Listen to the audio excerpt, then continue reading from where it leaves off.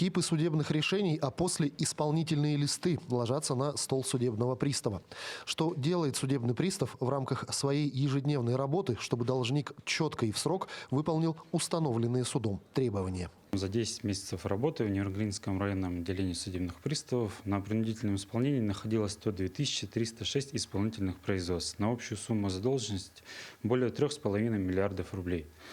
Было вынесено порядка 40 тысяч постановлений о возбуждении исполнительных производств на сумму более миллиарда рублей. Окончено было 42 600 исполнительных производств, тоже на общую сумму более миллиарда рублей.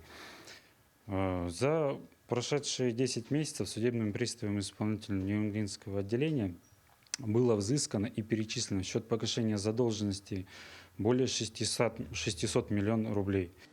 Главная цель работы судебного пристава – законными методами добиться исполнения судебного решения. 1 ноября сотрудники Управления Федеральной службы судебных приставов отмечают свой профессиональный праздник. И, конечно, в этот день звучат слова поздравлений коллегам. Всех сотрудников службы судебных приставов Нерюнгринского района, коллег Республики Саха-Якутия поздравляем. Работа судебных приставов сложна и многогранна. Перед ними стоят важные задачи по защите прав и законных интересов граждан, организаций. Высокий профессионализм и самоотдача, верность выбранному делу, настойчивость и целеустремленность, повышенное чувство справедливости характеризуют людей этой профессии.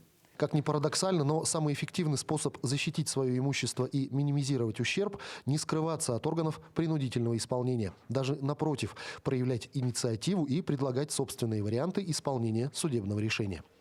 Иван Лазаренко, Вадим Барашков, Нерюнгри.